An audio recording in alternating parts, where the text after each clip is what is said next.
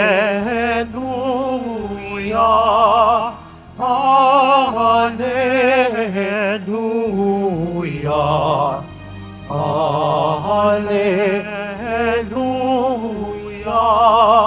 Hallelujah.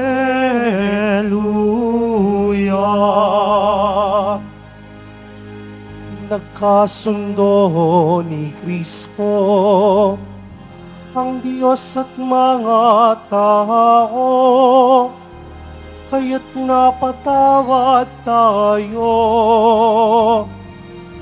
Hallelujah, Hallelujah, Hallelujah, Hallelujah.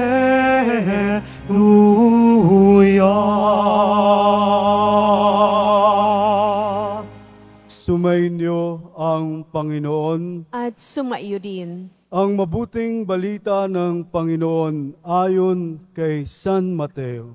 Papuri sa iyo, Panginoon.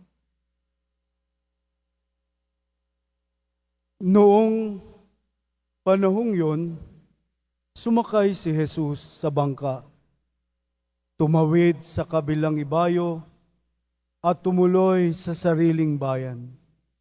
Pagdating niya roon, dinala sa kanya ng ilang katawang isang paralitikong nakaratay sa kanyang higaan.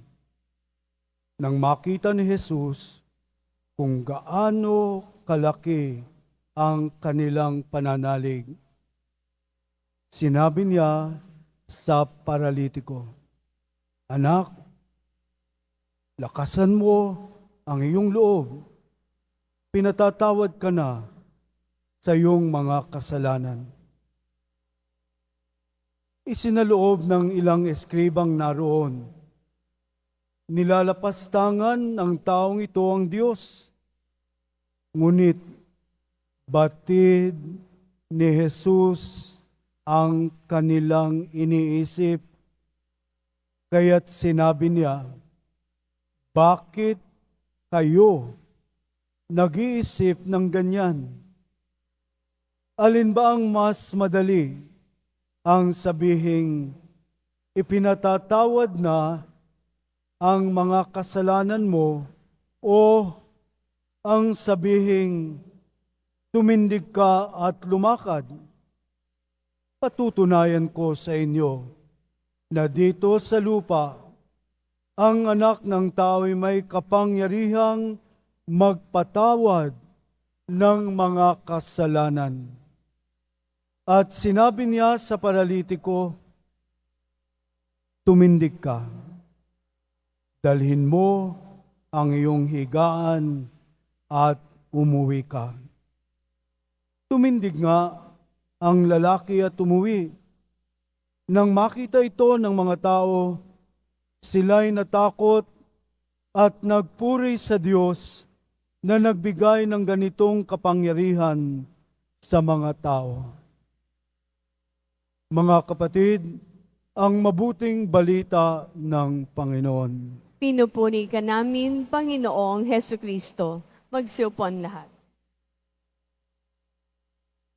Ang mahal na Senyor, ang mahal na poong Jesus Nazareno, ay nananawagan po sa ating lahat ngayong gabing ito na talikdan ang paggawa ng kasalanan para sa panibago at lubos na buhay sa kanyang pag-ibig.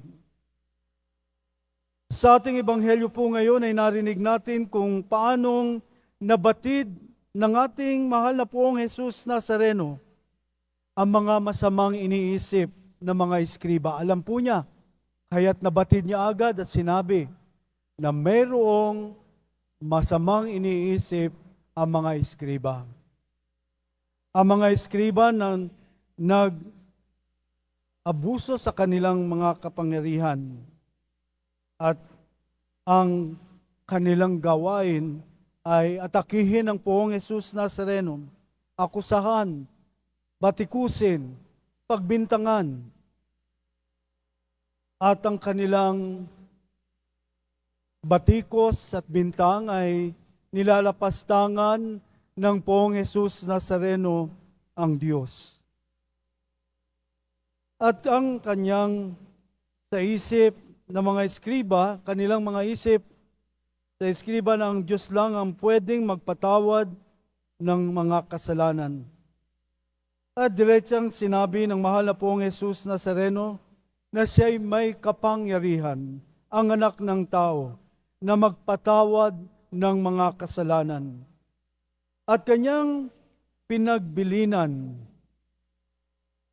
ang paralitikong tao, sinabihan niya, "Kara-karaka, damputin mo ang iyong higaan at pumayo ka."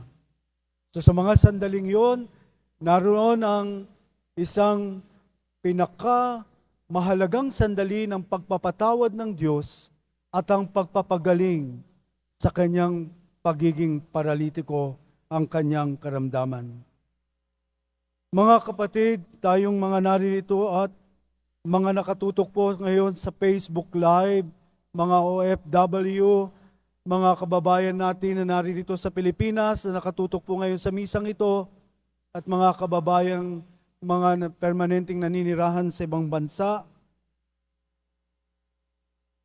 inaanyayahan po tayo ngayong gabing ito na narinig po natin sa unang pagbasa, at ang ating ebanghelyo po'y patuloy na isang pangangailangan natin ng awa at habag ng Diyos.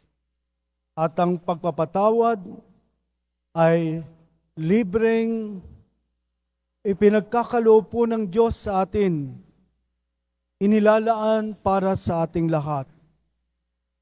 Maigting na pinapaalala sa atin ngayong gabing ito, mga kapatid, na walang iba pang mainam na panahon o oras, kundi ngayon ang panawagan na kung saan tayo'y inaanyayahan, tara na tayo'y magsisi ng ating mga kasalanan. Ito ang pinahayag niya ngayong gabing ito, ang Ebanghelyo, na bumaling tayo sa Diyos, na tayo pong lahat ay makasalanan sa atin bilang membro ng simbahang itong ating kinabibilangan, at tayo pong lahat ay nangangailangan ng kaawaan na magmumula lamang sa ating mahal na Poong Jesus Nazareno. Kaya nga po, ngayong gabing ito, naparito po sa lupa ang ating Panginoon at nagkatawang tao upang ipahayag niya sa pamamagitan niya ang pag-ibig ng Ama, upang tayo po ay sambutin, upang tayo po ay kanyang iligtas sa kapahamakan, upang tayo po ay anyayahan sa ating bawat isa sa atin na tayo po ay makabalik ng ligtas sa kanyang kaharian.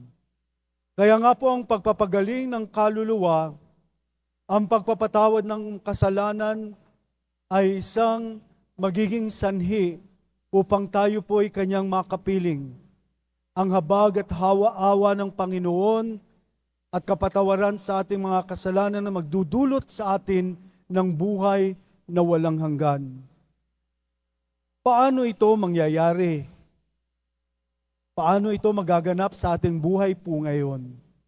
May konkreto pong iniwan ang ating pong Jesus Nazareno nang itatag niya po ang sakramento ng pagkikipagkasundo, ang sakramento ng kumpisal, na isa sa pinakamahalaga na kung saan ang kapatawaran ng mga kasalanan ay gagawad po ng ating pong Jesus Nazareno sa mga pari na magpapakumpisal dito. Tara na, bukas, First Friday, bilang alain po natin sa Kanya, upang tayo po'y gumaling sa mga sakit ng ating kaluluwa gawa ng kasalanan, ng tanging sakramento ng kumpisal ang makapagpapagaling po sa atin. Tara na, bukas, unang Biyernes ng buwan, alang-alang sa ating mahal na pong Jesus Nazareno. Yung mga hindi pa po nagkukumpisal for 50 years, 30 years, 25 years. Huwag po tayong magbaon ng mga kasalanan na hindi po tayo nakapagsisisi at nakapaglalaan ng ating kaluluwa upang matanggap po natin ang kapatawaran at awa ng ating Poong Jesus Nazareno. Sa kumpisalan po dito, wala pong lumabas na duguan pagkatapos na umangkin at magsisi at magsabi ng kanyang mga kasalanan. Wala pong duguang na nagbalik loob sa kumpisalan na yan, kundi tumanggap ng kapatawaran at ang kapayapaang dulot at kagalingan ng kaluluwa na iginawad po ng pari sa isang tao na wagas na nagsisisi upang kang kanyang kaluluwa'y gumaling sa pag-aangkin na tayo ay makasalanan, na ako ay makasalanan, nangangailangan ng kapatawaran ng Poong Jesus Nazareno. Kaya balik po kayo bukas, kung ngayon po ay may healing service, may pinapagaling po ang Poong Jesus Nazareno, at sa pagkukumpisal po ay higit sa lahat ang pagkapatawaran ng mga kasalanan upang tayo po ay mapagaling sa ating mga kasalanang ninanais nating malinis, gumaling ang ating kaluluwa, luminis ang ating puso, luminis ang ating buong katauhan at kaluluwa upang tayo ay patuloy na makipag-ugnay sa Diyos at ang kasalanan ay nakapuputol ng relasyon sa Diyos at ito ay maibabalik po lamang sa pamamagitan po ng sakramento ng kumpisal. Magagalak po ang mga anghel, mamamanik manaog sa mga kahunayan sa kada kaluluwang nagbabalik loob sa ating Ama sa pamamagitan po ng pagkukumpisal. Huwag po tayong magpatagal, huwag po tayong magbaon ng mga kasalanan, huwag po nating patagalin. Maikli po ang ating buhay. Hilingin po natin na tayo ay tumapang na humarap sa katotohanan na ako ay makasalanan at nangangailangan ng awa at kapatawaran ng Diyos. Kung tayo ay naging matapang sa paggawa ng kasalanan, maging matapang tayo ngayon sa paghingi at paghingi ng kapatawaran at humingi tayo ng awa upang tayo ay gumaling mula sa ating mga karamdaman na gawa ng kasalanan.